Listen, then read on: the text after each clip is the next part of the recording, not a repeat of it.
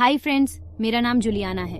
मैं अभी 13 वर्ष की हूँ। मेरे गहरे भूरे बाल और गहरी भूरी आंखें हैं। मैं स्वीकार करूंगी कि यह सबसे डरावनी कहानी नहीं है, लेकिन यह आज भी मुझे भ्रमित करती है।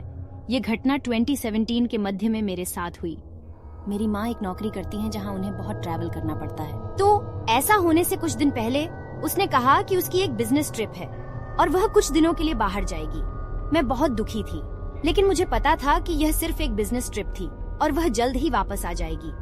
कुछ दिन बीत गए और मेरी बहनें, पिताजी और मैं बस मौज मस्ती कर रहे थे।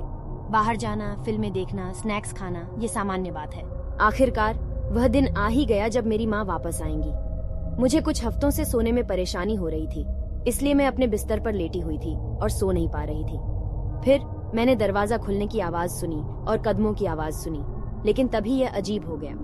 यह पुरुषों के कदमों की आहट की तरह सुनाई दिया और फिर रुक गया। मैं बहुत उलझन में था, लेकिन हमारे पड़ोसियों के रूप में मैंने इसे निभाया।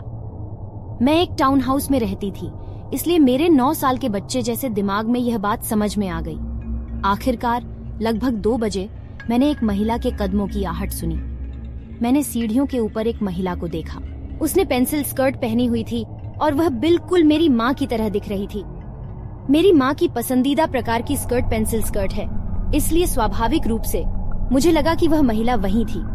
मैं उसके पास जाकर उसे गले लगाना चाहती थी, लेकिन मुझे लगा कि वह थक गई है, इसलिए मैंने उसे बेडरूम में जाने दिया। हालांकि लगभग 1 घंटे बाद मैंने नीचे का दरवाजा खुला होने की आवाज सुनी और मैं नीचे गई और लाइट चालू कर दी। वहाँ मेरी माँ थी। उसने मुझसे पूछा कि मैं क्या कर रही हूँ और मैंने उससे झूठ बोला और कहा कि मैं उसका इंतजार कर रही थी। मैं अब भी समय समय पर इस बारे में सोचती हूँ।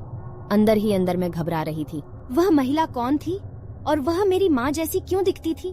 क्या मुझे उसकी इतनी याद आई कि मुझे मतिभ्रम होने लगा? मैं बहुत आभारी हूँ कि मैंने अपने बिस्तर पर ही रहने और उसके पास न जाने का फैसला किया। मुझे अब भी आश्चर्य है कि अगर मैं उस महिला के पास गई होती तो मैंने क्या देखा होता।